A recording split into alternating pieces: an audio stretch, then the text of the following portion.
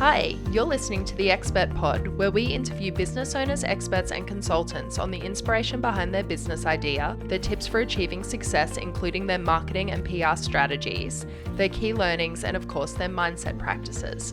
Hope you enjoy the show.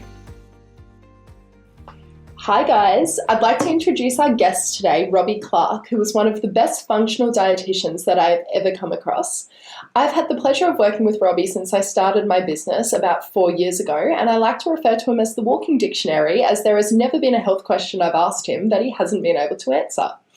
So Robbie has been creating a tech platform called HealthBank, and it is essentially a platform where practitioners can consult to clients via a video platform.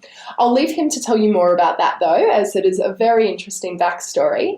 So Robbie, thank you so much for coming onto the show today. Oh, thanks for having me, Britt. It's a pleasure to be here. It's such a pleasure. As a disclaimer, this is the second time we've had to record this because I completely screwed up the video the first time. So hopefully it's just as good the second time round. I'm sure it will be. Oh my God. So Robbie, tell us, how does your day look from the start of it? Yeah, so I'm someone who really loves routine and needs it, especially when you own a business.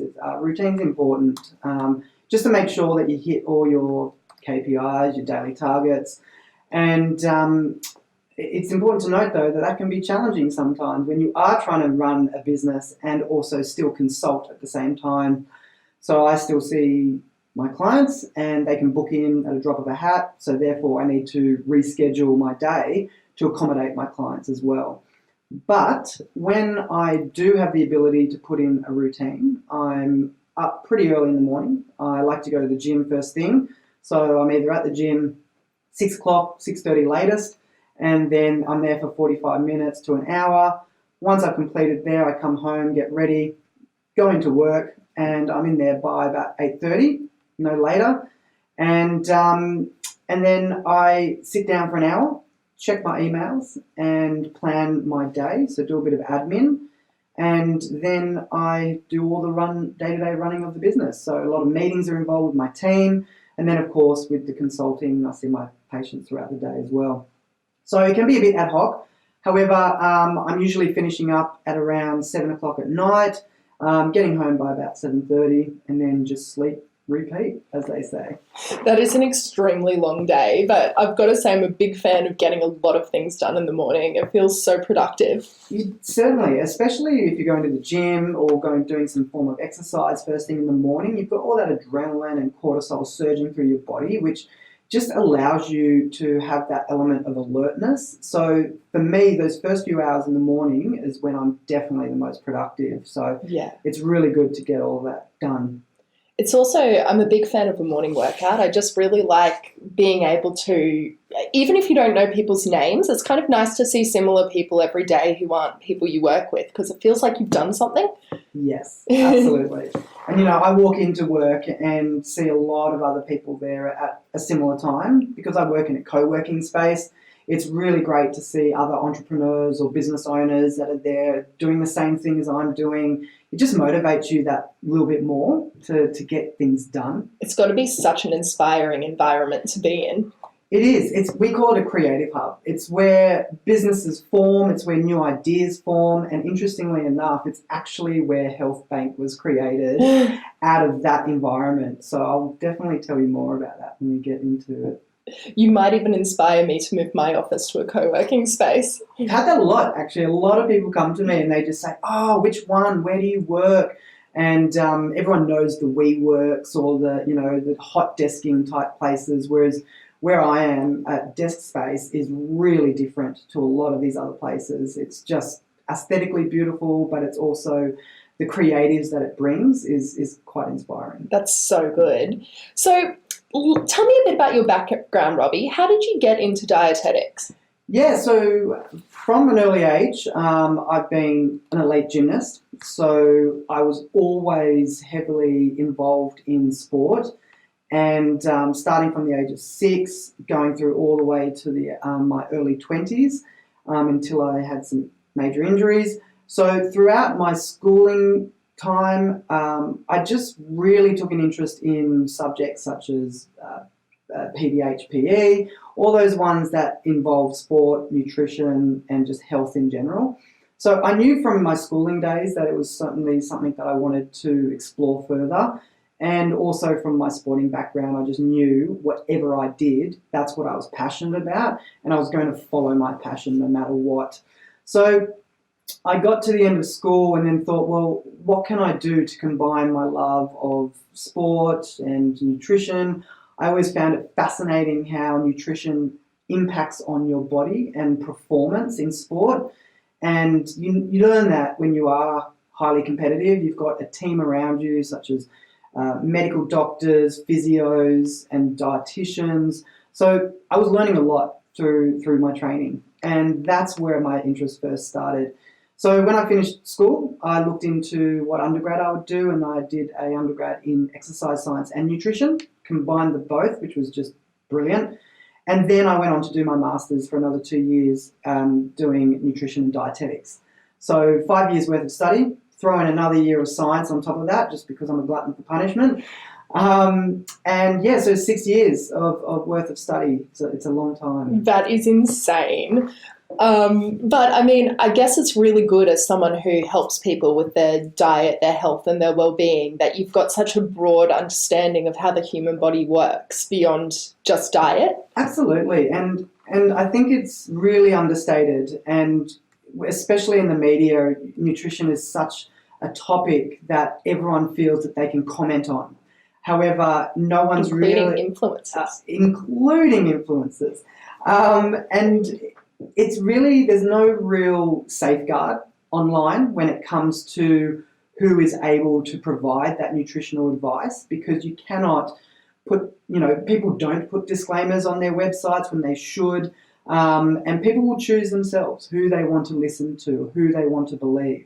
So it's Belle really, Gibson? Oh, yes. Well, she's going through some difficulties at the moment, that's for sure. So, yeah, it is challenging. However, that's essentially what I've tried to set out to do in terms of my work ethic and my business, is create a community similar to you, right? In terms of all your expert hub and having all these health experts that you essentially vet and say, right, yep, you've got a really great academic background. I want you on this site.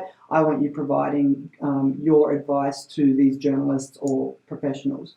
So very similar with me. We really try to get the best and make sure that we're providing the most and clearest evidence-based nutrition and health information out there. Which makes absolute sense, Yeah. Not just jumping onto a trend for the sake of it. That's exactly right. And so when I got into my dietetics practice, I could have gone multiple ways. And I did a bit of work in community health, clinical, working in hospitals, and then also corporate health. However, my passion lay in private practice. I knew straight off the bat I wanted to be one-on-one with my clients. So I was very fortunate enough to get a spot at an integrative multidisciplinary clinic in Sydney CBD. Mm-hmm. And so I was working alongside many different practitioners such as osteo, chiro, physio, naturopaths, integrative medical practitioners, massage therapists. So I was very fortunate because that's where I got a lot of mentoring as well. And in terms of the community I worked with, I was able to really get a bit of an understanding the needs of practitioners. Absolutely. So on that note, this is going to probably be a bit of a long answer for you, but what inspired you to start Health Bank? How does it work, and what sort of experts could you find on it? Yeah, so as I mentioned, when I worked in private practice at a clinic, I was really listening to the day-to-day struggles that practitioners had. And I got to learn what worked for them and what didn't. And that's purely because, just like any workplace, you meet around the kitchen area and you have a chat and you say how your work's going, your practice is going. The troubles seem to be very repetitive. And usually that was blamed on the clinic itself. So not assisting them with marketing themselves, not assisting them with bringing new clientele in. So it was very much a blame game. But where I saw... As most things in life are. Exactly. You know, you got to work for it if it's worth it. And so I was just seeing that a lot of practitioners weren't taking responsibility for building their own practice.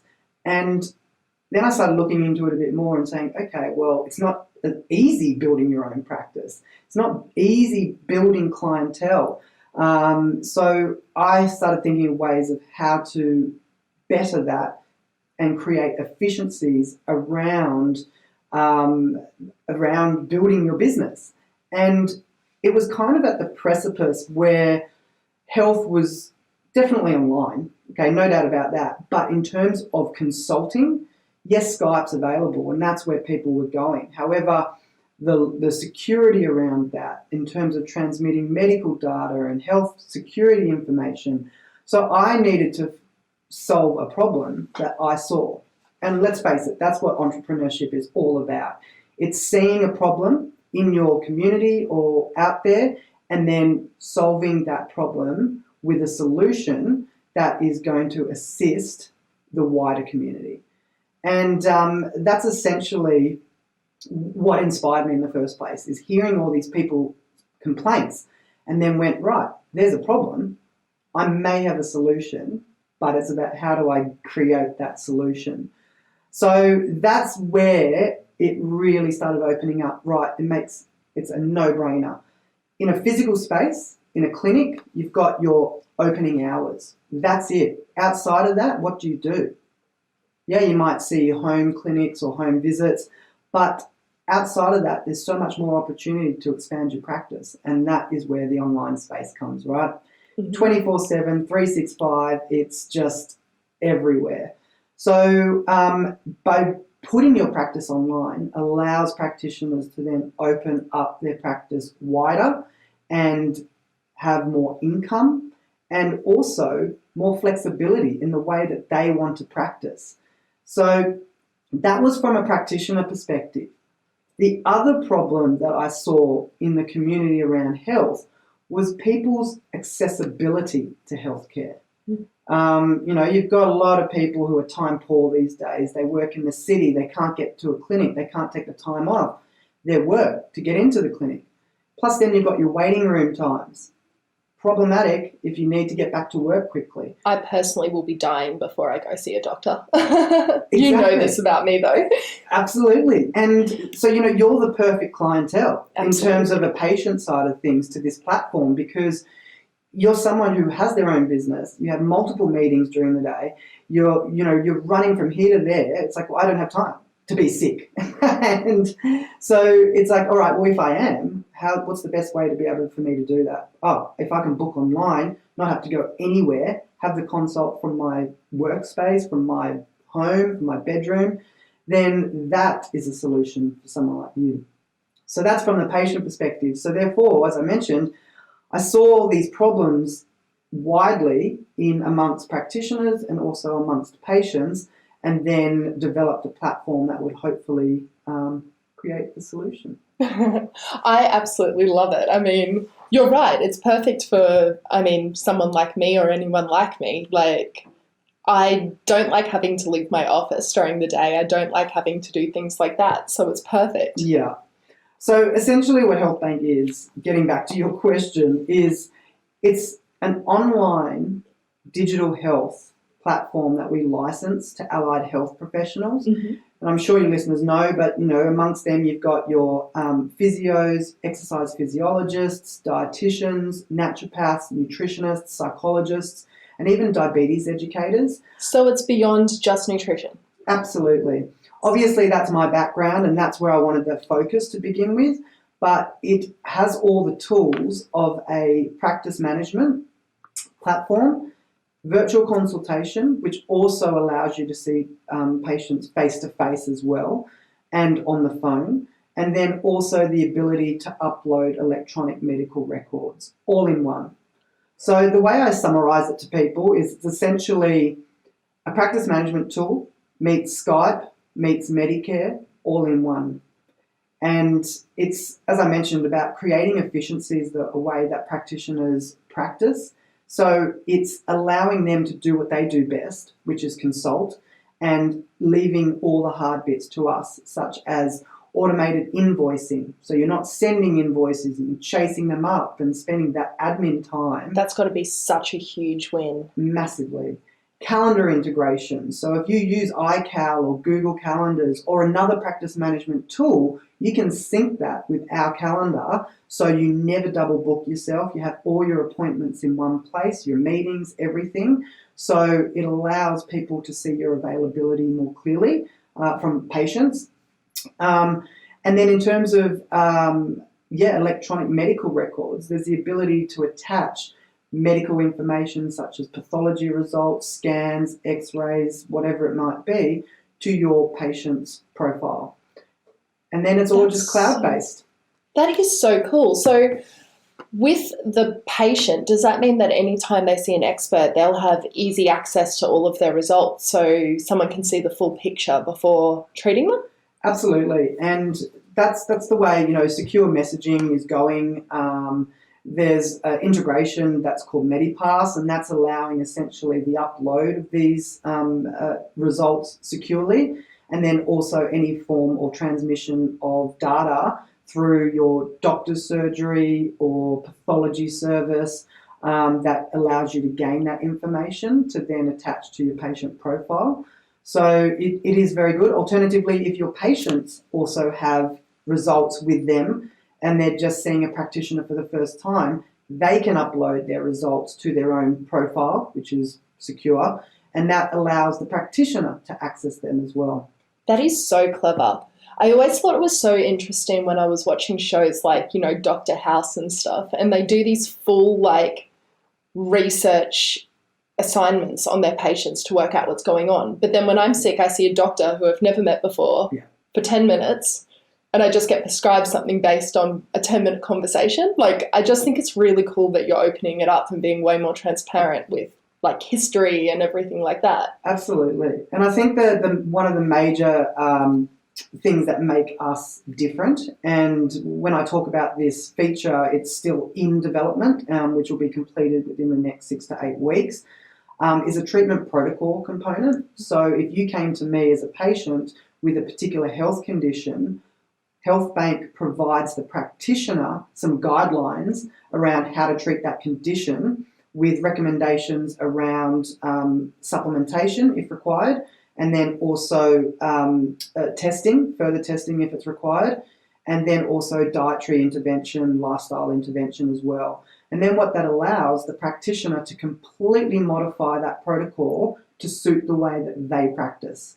So we're not telling them how to practice, we're just saying, here are some tools, modify it to the way it suits you. That is really, really cool.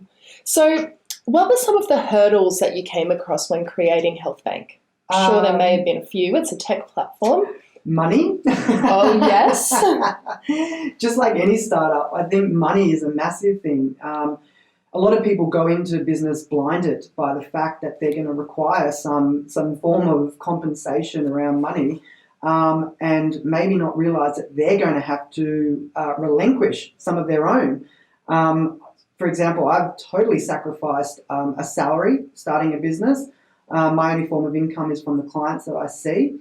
So, yeah, it's really confronting. And if you're not prepared to realize that or understand it, then maybe business is not for you. But, yeah, look, money is always a hard thing, is where am I going to get the money from until you go to investment. That is the best day of your life, so I'm told. We're about to go there. But for the meantime, we're just bootstrapping. So, yeah, it takes its toll. But you do find it. It's amazing. You find every little square inch of where you can get some money from, and you just keep the dream alive. Secondly, finding the right people, the right team. That has been a hurdle. We've had some ups and downs. Some people that we thought were going to be a good alignment, they took full advantage of us, and therefore, some money was wasted on their services. So it's making sure that you're finding the right people, the right team to surround you with. And then finally, another hurdle would definitely be convincing people to work with you. When it comes to a startup, you've got to sell the dream, right? That's essentially what you're doing. And if you don't have any experience, people are going to look at you and be like, well, all right, why should I invest in you? Why should I sacrifice my salary to come work for a startup? However, when you find those people, you really cherish those relationships. Absolutely, especially if they take the risk on you, they probably really believe in you. Oh, definitely, yes. So on your first note there, so I've never considered having investors in my business just because A, I don't know how it works, and B, I just don't want to have to answer to anyone. What are you looking for in terms of investors, and at what point did you decide that now's the time to get them in? Definitely. So every business should do a financial model. So looking at all revenue streams. Because of my business, we have multiple revenue streams. So it's really important to be clear about that on paper and where it's coming from. Also what our expenditure is, and so where we're spending the money. Obviously, being an online platform, most of our money goes towards web development. So it's paying the salaries of your web developers. But because we need to expand the team, you bring on more web developers, you need more money to do that. You've also got marketing, PR, because we're a startup, nobody knows about us. You need to get the name out there. You more than anyone would know the importance of PR and then really putting the name out there. It's very important, guys. Very. So, you start looking at what money is required to keep your business afloat, and then also future as well, where your money is going to go in maybe 3 months' time, 6 months' time, 12 months' time. So we have a 3-year timeline, and that's what we are going to be presenting to investors. And essentially, you come to a point of understanding how much money is required for a term or a period, and that's what you go to investors for. You need an absolute number. You can't just go, between 1 to 5 mil would be really nice, whatever you're willing to give. It's got to be precise, and you've got to have the numbers to back that up. So if you don't have a financial model, forget about going to investors.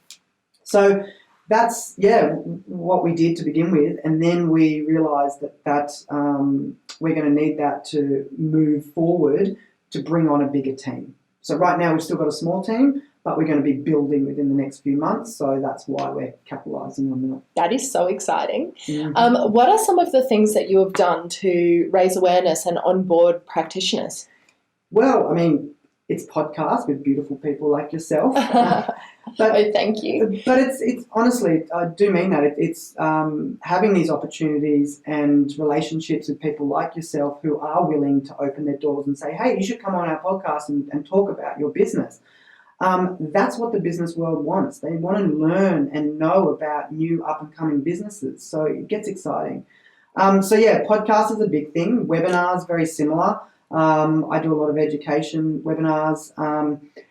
Big thing is reaching out to organisations, governing bodies of health bodies, universities, colleges, to capture the students because they're the ones who are really going to capitalise on this type of platform when they're trying to look for work or start a business. We give them all the tools to be able to do that. So that's been really important part of onboarding practitioners to the platform. Social media, yes, there are pros and cons about it, but with business, it's so important, as you know, and you educate a lot of your health experts on how to market themselves. Let's face it. But it also validates you as well. If you're not on there, people don't know if you're legit. Exactly. Plus, you've got to compete with all the influencers out there as well. So it's really challenging. But online presence is very, very important. And I have you to thank for a lot of that in terms of being able to create a name for myself with certain publications. I found that there were certain journalists and editors that would only ask for me for particular topics. They'd keep coming back to me going, oh, Robbie, can you do this? We really like the way you write. Can you do this? So having that exposure in the first place, I would never have got there unless it was for someone like yourself. But you're really a no-brainer for a lot of them, because the thing is, when they ask you a question, you actually give a good answer, and it's a researched answer. Whereas some people will send them interview questions, and I don't think they realise that this may be the first time someone's going to see their name, and they write 3 words. I'm like, how does that help anyone? That's right. Drink water. Exactly. Why? So if you feel that you are a nobody and you are getting this opportunity, spend the time wisely. Just a little bit of extra time to your answers. People will pick up on that. They'll be like, oh, this guy, this girl knows their stuff. So this is really important. So yes, don't underestimate the power of social media. And then finally, my biggest advice would be networking. I go to a lot of events, whether it be in digital health, whether it be invited through companies and businesses like yourself, or through organisations, non-profitable organisations. Just say yes. Go to all these events, and you never know who you're going to meet and have a conversation with, and then potentially form partnerships or collaborations down the path. So that's big. That is really good advice. I need to get better at doing that stuff. Like, I know I run events, but then when people are like, oh, there's an event at 7:30, I'm like, I'm going to be in my bathrobe then. Mm-hmm. But no, that's great advice. So what is one of your proudest moments when it comes to Health Bank? Well, definitely back in 2017, we were a finalist in Westpac's top 200 businesses of tomorrow. That is amazing. It was, considering that I thought, we're a small business. We haven't even marketed. We haven't even gone to market. We were still in that beta testing phase. So for us to be recognised by Westpac, and they had a team of judges within Westpac who reviewed the businesses as well. And essentially this award recognises people who have been disruptive and innovative in their industry. So that has been my proudest moment because, yes, I am someone who's trying to disrupt the industry somewhat and shift people's mindset in the way that they're practicing, and then also being innovative at the same time. Absolutely. So for an up-and-coming entrepreneur, what advice would you give them starting out? Yes, this is good because I wish I had some more mentorship going through when I was starting. But I guess a few points of good advice is, firstly, start small but think big. That's the dream, right? A lot of people probably hear that a lot, but it is so true. And the thing is that technology has really allowed us to, and companies, to form bigger networks, bigger relationships. So the online space is really flourishing. So it's just starting small and then having a big dream and then building your way up to that big endpoint. Secondly, persevere and be resilient. If you're starting off in the business and an entrepreneur and you've got a great idea, so do millions of other people out there. We all know those stats around businesses who fail within the first 12 months. Once you get past that 12 months, it's quite amazing. But it's the resilience factor that you need to have, and you just need to keep persevering. Don't be afraid of rejection. People are going to say no in your life, so you need to be aware of that. And also form partnerships with anyone and whoever comes your way is really, really important. Surround yourself with people who are going to build you up and not knock you down and have negative energy towards you or your business or your idea. Some greatest ideas were firstly just like, this is going to amount to nothing, and then all of a sudden it's just boomed. So surround yourself by those type of people, but who are also going to challenge you. And at the same time, you have to be open to criticism. It's so easy to have a business idea and it's your baby, and then as soon as we get criticism, we get really protective and we recoil. However, you have to be open to constructive criticism. Finally, say yes. Just say yes to opportunities, whatever comes your way. Don't and ah about it and be like, oh, well, that's 2 hours out of my day where I could be focusing on the business. You never know what's going to come out of that 2-hour event that you've been invited to. So just say yes to as many people as possible. I really like that. Good advice. So if you could do it all again, is there anything that you would do differently? A business degree. That would help. Yeah, look, I'm a clinician. I had, although yes, we basically manage our own business, I had no idea about business when I first started out, and I've been very fortunate enough to have a lot of mentorship, a lot of people around me who know a lot about business. So I've learned a lot, and that's because I've had to. It's almost when people say, from a young age, you've had to grow up quickly and act like an adult. It's the same thing. I had to learn very quickly, and the way I talk about business had to change because all I knew was science speak and jargon and also practice talk as well. So I would certainly have had a business plan and a financial plan very early on in my startup, which I didn't develop until, down the track. If I had had that at a very early stage, I potentially could have avoided some of these poor relationships that I had with certain companies and businesses and contractors that I've worked with. So yeah, from an early stage of the business, get your financials and also a business plan in place. I would have done that very differently. I better do that. Okay, so what's one piece of advice you wish everyone would listen to? That's a really good question. I'm sure you get and a very open one. Very open. I'm probably going to get deep here. I'm going to say the best piece of advice I could give is that it's okay to ask for help. We all think that because it's a business, if we're a CEO or a director of a business, a managing director, we have to know everything. We have to even pretend to know everything. If you are there sitting on the fence going, I know nothing about this, yet I have to act like I do for the sake of my employees or for the sake of, the business, you really need a reality check. I'm not a plumber. I don't attempt to fix anything that breaks from my sink to my toilet. I'm not an electrician. I don't try to fix the lights or anything in my house.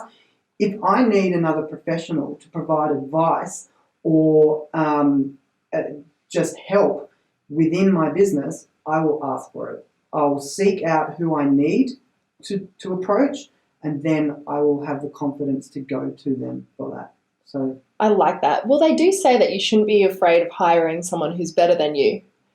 Absolutely. At certain things. The only thing is, in the core of the business, I would always be a bit like, I don't know about that. Yeah. So last question. What is your favourite mantra or rule to live by? Well, a few things here, and this isn't necessarily anything I've necessarily learned from one particular person or someone who inspires me. It's things that I've learned along my journey, and it's also from reading or from listening to other really successful business people. There's a few things here. It's firstly, try new things, step outside your comfort zone. That's really important if you want to be a successful entrepreneur. Take risks, do things in a way you've never done them before, ask for help, but most importantly, surround yourself with self-actualized and positive people who you can learn from and also who are going to challenge you and make you better and realize your own self-worth. I love that. You know what? I don't think anyone has made business sound so fun as you do. Like, seriously, it just sounds like, it's just like a road that can go anywhere. It's so nice. Yeah, and that's how I like to look at business, is that the possibilities are endless. And when you have a startup, it's like you're at the very beginning of your journey. You have no idea how your business is going to turn out in 5-10 years. Yeah. So for me, it's a marathon, not a sprint. And I look really forward to what's in store over the next 10-15 years. I love that. That's so good. So how can people find you, Robbie? Yes, so definitely they can head to our website, which is www.healthbank.io, and they can peruse the website. There's more information for practitioners on there. There's also information for patients on there as well. Currently, we have a really fantastic offer to practitioners, is that we're actually giving away our software for free for 12 months, which is a value of $850. And that is purely for them to trial and also provide us feedback. Because we are still in that beta testing phase, we are giving this out to the first 50 practitioners who want to take up this offer. And like I mentioned, right now, the most important information for us is the feedback that we get from our practitioners. So if you or any other practitioners out there really looking to expand their clientele, their business, and looking to go into the online space, but they've not known how to, or they're using Skype or Zoom or any other form of video conferencing, then this is the all-in-one software that people can come to and know that it's secure and not have to have multiple things that they have to remember or to look after. Awesome. That's so good. Thank you so much for coming on the show today, Robbie. I really appreciate it. Thank you for having me. It's been a ball. My pleasure.